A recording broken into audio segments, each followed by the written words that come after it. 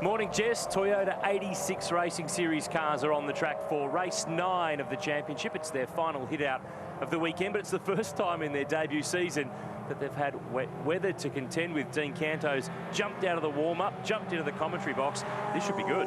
Yeah, definitely. This track is obviously quite a slippery surface. It's a very old surface, quite a lot of exposed stones in the surface, so there's not much contact patch. But in this weather, out there before in the V8 Supercar warm-up with a full wet tyre, you're still sliding around a lot. Having a look here at Luke King, who took victory in the second race yesterday. And after that victory, we caught up with him. He was a very happy first-time winner. Luke, great job, a win in race 8 at Sandown. That was a pretty epic race. What was it like from inside your car? Yeah, it was pretty epic.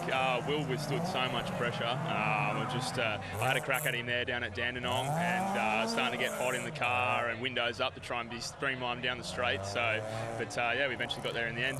One thing that you're all proving is the suspension package that's been developed for these Toyota 86 racing cars takes a pounding. Yeah, we weren't quite sure at the start. We tested some curves before we came here out at Wakefield Park, and the thing took it. The MCA shocks work fine, and the little 86 stands up to it, so just as aggressive as possible. How much of a breakthrough result is that today in terms of what you can do from here on in? Yeah, it's a massive breakthrough for me, really. Like the week that we've had leading up to this, with Gary Holt coming on board for us and some of our other sponsors. So, yeah, I just hope that we can carry it on for the rest of the weekend. And he's got a chance here on Sunday at the Wilson Security Sandown 500. He's going to line up alongside Aaron Seaton. David Cedars and Stephen Johnson, one of 3 invited drivers, will start from row 2. Will Brown won the first race yesterday. He starts from position 5. Dylan Gulson's been a really quiet achiever. He starts P7 alongside Ben Grice. Leanne Tander has chipped her way through the field. Josh Hunter went from 29th to 10th in yesterday's second race. Cameron Hill, series leader coming into this weekend. He is now no more. He starts 15th. He's been pinged 50 series points and fined $5,000 with 4,000 suspended for contact yesterday that took out Tim Brook, who starts now down in 29th for this race. Where they finished the last race yesterday is where they start this one. Greasy track, treaded Dunlop tyres. This is going to be really tight. Yeah, I feel for Luke. He's the pioneer, but oh, they're all pioneers, but he's more so the first one. But they'll all be judging themselves off him. We'll see how they get away from the line here. And we just saw a quick shot there. Car 36 is the 3rd of our invited drivers. It's the great Tony Longhurst, the former Sandown 500 and Bathurst 1000 winner. Here's Leanne Tander starting position 9. So qualified 16th, 10th in the first race, 9th in the next race. She's been steadily moving forward. 11 laps. It's slippery. It's Sunday, it's Sandown. I've run out of words that start with S. Let's get racing here. The final couple of cars moving into place. 31 Toyota 86 racing cars. Race 9 of the championship. Will Brown is the points leader, but he starts from the 3rd row of the grid.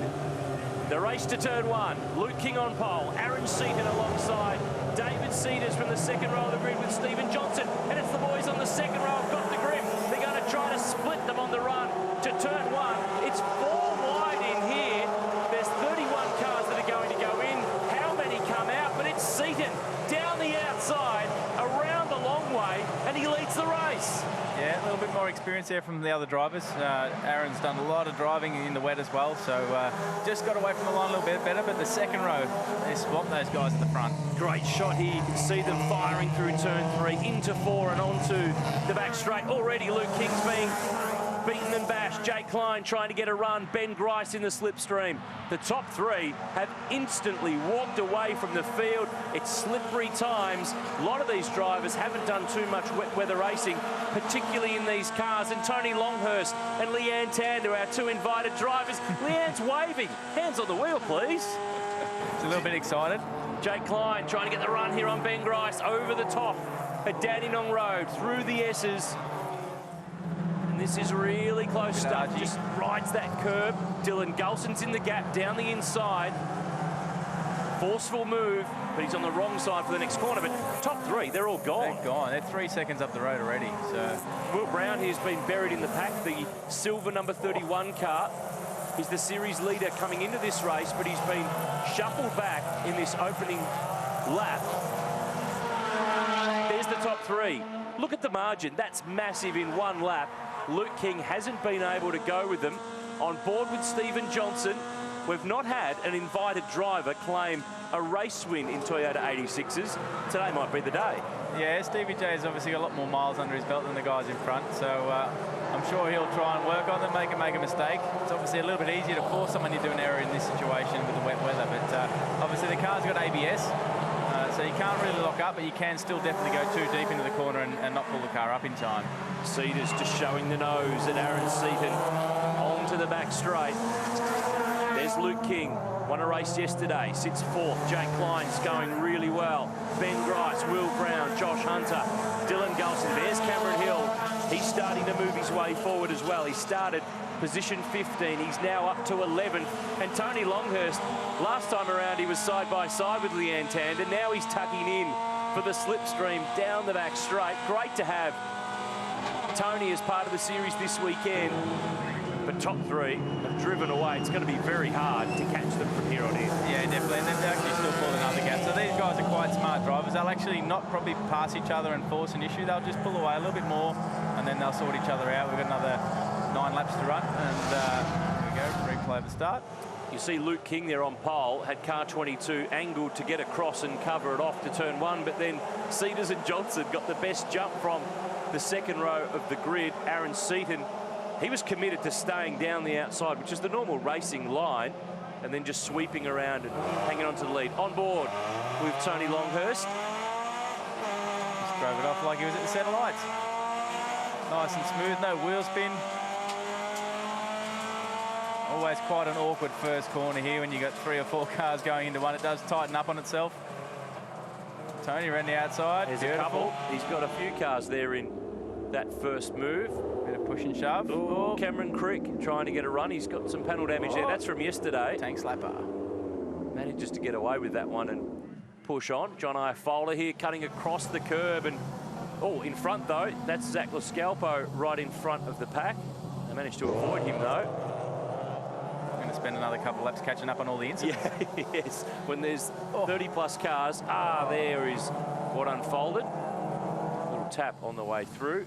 Nick Filippetto here at turn 2, losing the back of the AGI Sport car. They're quite easy on a downshift if you go too early, and that almost compression lock ups the engine, so it sort of locks the rears. Even though you've got ABS, the ABS can't control the compression lockup, and that's why you'll see some of the back end slipping. Jake Klein going for the move, going for 4th spot. Switchback, gets it done. The 19-year-old, he's got it done. Luke King, though, will try to race him to the next corner. Jake's come from karts and Aussie racing cars and has been moving his way forward every time he gets into this car. And there's so many young drivers who've come from karting and state-level racing and club motorsport to get into this series. David Cedars going for the lead on Aaron Seaton to turn 1. They've dropped off Stephen Johnson by a little way. Luke King, he's had a spin coming onto the Brock Straight, the main straight here at Sandown.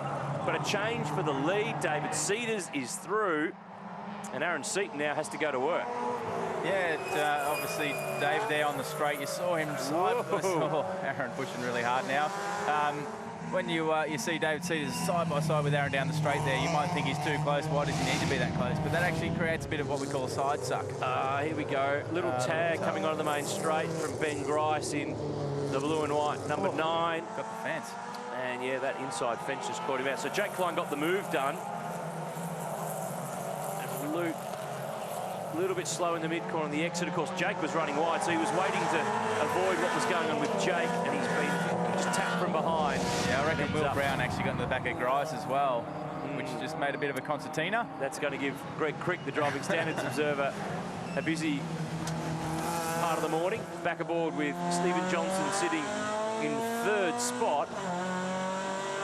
Just can't quite go with these top 2, but he's got a big margin back to, I think Josh Hunter's now worked his way up to position 4. So this is Josh Hunter, who finished 29th in race 1, 10th in race 2, and he's moving forward. Imagine if he started somewhere decently in the last couple of days. Yeah, quite important in this category, especially to qualify well. So you'll have to work on that. It's turning bad to worse for Luke King, who's now been on the mission to try to reclaim ground. And well, it's one way to wash your car is to run it through the puddles.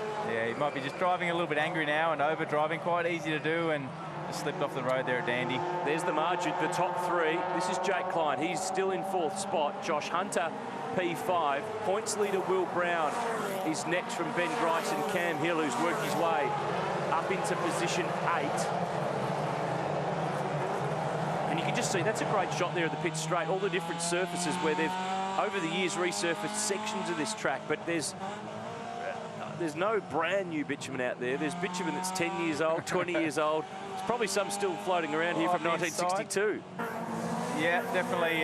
They resurfaced a couple of corners a couple of years ago, but it's definitely the biggest patchwork build I've ever seen. And in the dry, not too bad. You sort of deal with it, but in the wet, you'll be on the throttle. The drive will be good. Then all of a sudden, it just breaks into massive wheel spin in our cars. So lots of things we have to manage, but it's the same for everyone. Oh boy, Will Brown showing the nose to Jake Klein over the top of the hill. They're fighting for 4th place. This is the 9th race of 15 for the Toyotas this year. We'll see them up at Bathurst at the Super Cheap Auto Bathurst 1000, of course, at Sydney Olympic Park in December to round out the inaugural season of the newest one-make series in Aussie motor racing. Back aboard with Tony Longhurst, P13. Sandown 500 winner from 1985 with the great Jim Richards in the factory BMW team. In fact, they broke down that day. They had to restart the car and they were a lap down and fought their way back to win the race. Stephen Johnson is gaining. He's right with Aaron Seaton now, and David Cedars has just been able to skip away. Yeah, Dave's just done the fastest lap of the race on that last lap. Stevie J's just a little bit off him, but Aaron maybe started his tyre pressures too high. They're only about 6 seconds off their dry time, so the track's obviously quite good now. Still a bit greasy. Here's that fight for 4th place. Will Brown, who's been on double duty this weekend in the Toyotas and in Formula 4. Josh Hunter right in behind. Former Kumo V8 touring car champion and ex-FPR Ford going back to 2012. He's actually the grandson of the great Gary Rush, the sprint car and speedway racing legend. So this is a really good fight for P4, and Will Brown's just slipstreaming his way down the back straight. He pops out of the draft, shows the nose, gets the car in the gap. How brave do they go? They're very brave, side by side, over the top of the hill, up and over the curbs. That was well done. Yeah, great passing, good close racing, no contact. And Will's definitely clear, a little bit faster. And look, at the end of the day, Will's now fighting for the championship, so he's driving smart, no risk, and just chipping away at it, makes a move when it's available. You can just see too, Dean, that there's a drying line out there. You can see where 31 cars that have run 6 racing laps now, they're just starting to clear away a little bit of that surface water. They don't run on a slick racing tyre. It's a compromised treaded tyre, so it's okay for these conditions. You don't need to go and do a tyre change or anything like that, so they can cope with this situation quite well. Yeah, correct. And you notice now they're actually using the exit curve. So out of 4, you couldn't touch it at the start of the race. A few of them touched it. You can see him in the background sliding sideways. Leanne going for a pass here nice on move. Woodacre. That's for position 10 too. So a great shot here of the entire field filing on through. That's Ben Grice at the top of screen. He's dropped way back to 26th. He's had some form of a drama in car 9. Back aboard with Tony Longhurst. So Leanne Tander's got by John Goodacre, and now Tony is on the back of the South Australian. But, the guys at the front, Aaron and Stephen Johnson, just closing a little bit on Cedars on that lap. Oh, look at this. How about that for a run down the inside?